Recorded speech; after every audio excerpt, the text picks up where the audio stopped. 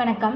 Trending traders Tamil. இந்த வீடியோவில் வந்து கல்யாணி ஸ்டீல் இந்த கம்பெனி பற்றி தான் நம்ம இந்த வீடியோவில் நம்ம பார்க்க போகிறோம். இது பார்த்திங்கன்னா ஸ்மால் கேப் கேட்டகரியில் இருக்குது, ஸ்டீல் இண்டஸ்ட்ரியில் வந்து இருக்குது.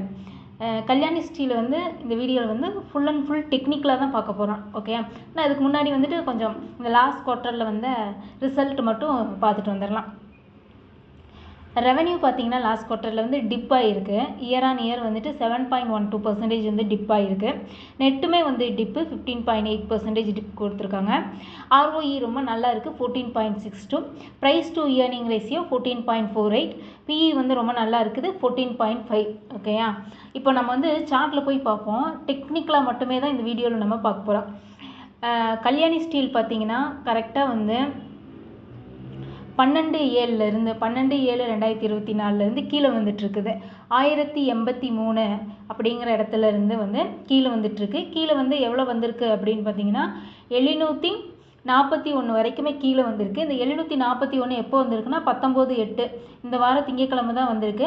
அந்த 741 அப்படிங்க வைக்கும்போது பார்த்தீங்கன்னா இந்த 200 டே மூவிங் ஆவரேஜில் கரெக்டாக நின்றுச்சு.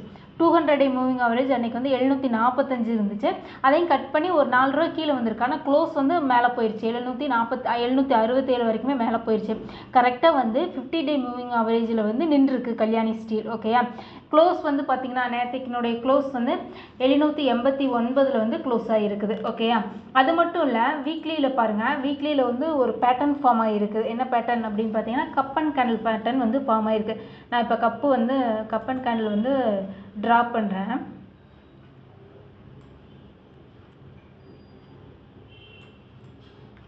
இதுதான் நல்ல கப்பு வந்து ஃபார்ம் ஆயிடுச்சு.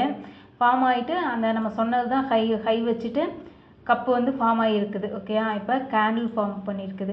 கேண்டிலுமே வந்து ஃபார்மேஷன் முடிஞ்சது. ஓகேயா, கேண்டிலுமே வந்துட்டு ஃபார்ம் ஆகிருச்சு. வீக்லியில் வந்துட்டு 50 டே மூவிங் ஆவரேஜுக்கு மேலே ட்ரேட் ஆகிட்டு இருக்குது. ஓகேயா, நம்ம இப்போ கல்யாணி ஸ்டீலை வந்து எடுக்கிற மாதிரி இருந்தால் இதே இடத்துல எடுத்துக்கலாம். 789 790 அப்படிங்கிற ரேஞ்சில் மண்டே மார்க்கெட் எப்படி ஓப்பன் ஆகுது அப்படின்னு பார்த்துட்டு கல்யாணி ஸ்டீல் எப்படி ஓப்பன் ஆகுது அப்படின்னு பார்த்துட்டு நம்ம வந்து கல்யாணி ஸ்டீலை வந்து இந்த ரேஞ்சில் வந்து எடுத்துக்கலாம்.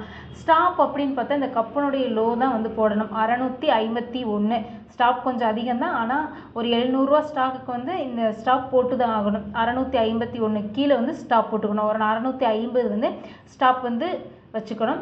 டார்கெட் அப்படின்னா இந்த கப்பனுடைய ஹை 1083 மேலேயுமே போகும். ஆனால் 1083 வந்து கம்பல்சரி வந்து வந்துடும். 1083 தான் டார்கெட்.